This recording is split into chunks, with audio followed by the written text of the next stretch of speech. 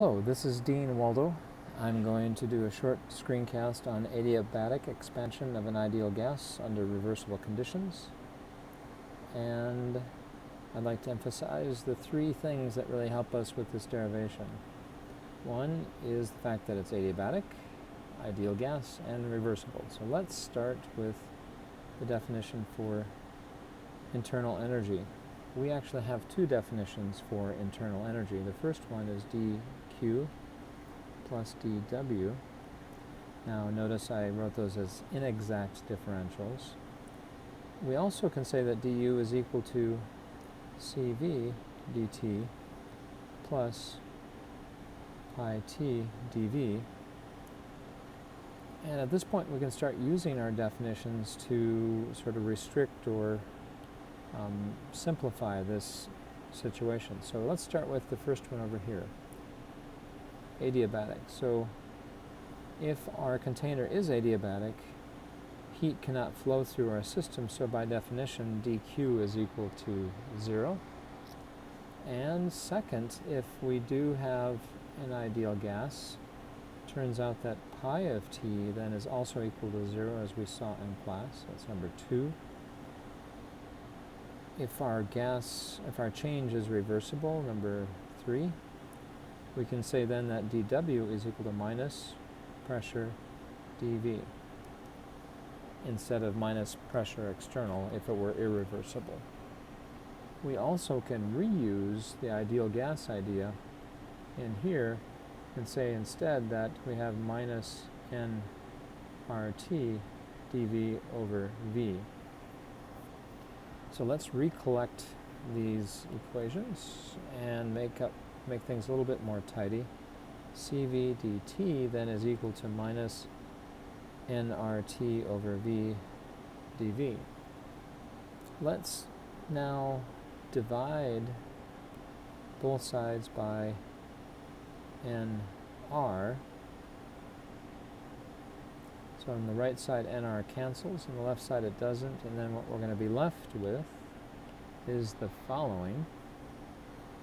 We will have Cv over nR. We also know that Cv divided by n is Cv m over r. So we can then say that's times dt, which is going to equal minus T dV over V.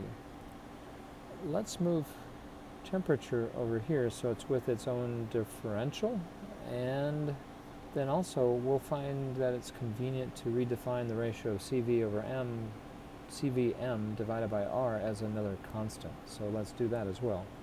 So let's say C dt divided by t equals minus dV over V. So we're essentially saying C is defined to be Cvm divided by R.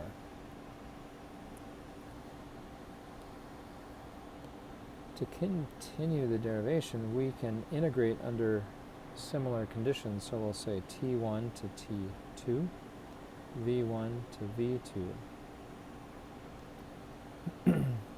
And the integral of 1 over x is essentially natural log of x. So let's just do both these integrals in one fell swoop. C times the natural log of T2 over T1 equals minus natural log of V2 over V1. To simplify things and get consistent with the book, let's divide both sides by C. So 1 over C. This will then cancel and go to 1. We'll have the natural log of T2 over T1 equals minus 1 over C, natural log of V2 over V1. We can take this and raise it to the power, or it becomes an exponent of V2 over V1, so we could rewrite this as the natural log of V2 over V1 to the minus 1 over C. Let's take the minus sign and pop in there and invert that natural log. So we're going to have natural log V1 over V2 still to the power of 1 over c.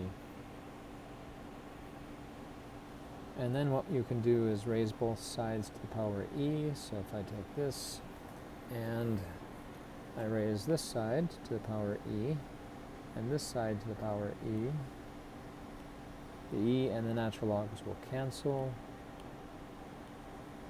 and we should be left with t2 over t1 equals v1 over v2 to the power of 1 over c. And the normal way that we write this in most textbooks is t2 equals t1, v1 over v2 to the power of 1 over c, remembering that c is cvm over r. So this is the first major equation that comes out of that derivation. But this only tells us about T and V. Let's see if we can add pressure to this discussion. So let's take and write down a relationship for the resulting values. So P2, V2 has to equal nRT2. But don't we also know that P1, V1 has to equal nR for T1? And it turns out if we divide both sides by each other, the nR's will cancel, and we can end up with P2, V2 over P1, V1 equaling T2 over T1.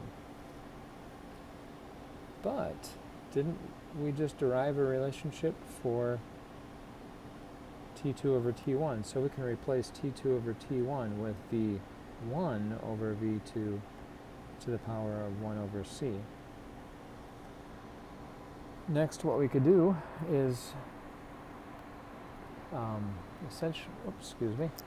essentially move the 1 terms with the 1's and the 2's with the 2's and see if we can condense things a little bit. So I'm going to write P2 V2 times V2 to the power of 1 over C equals P1 V1 V1 to the power of 1 over C.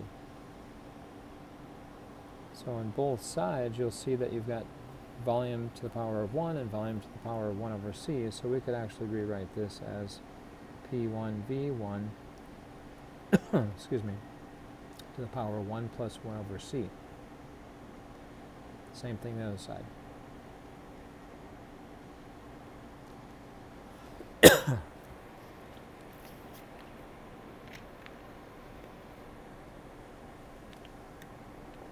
Okay.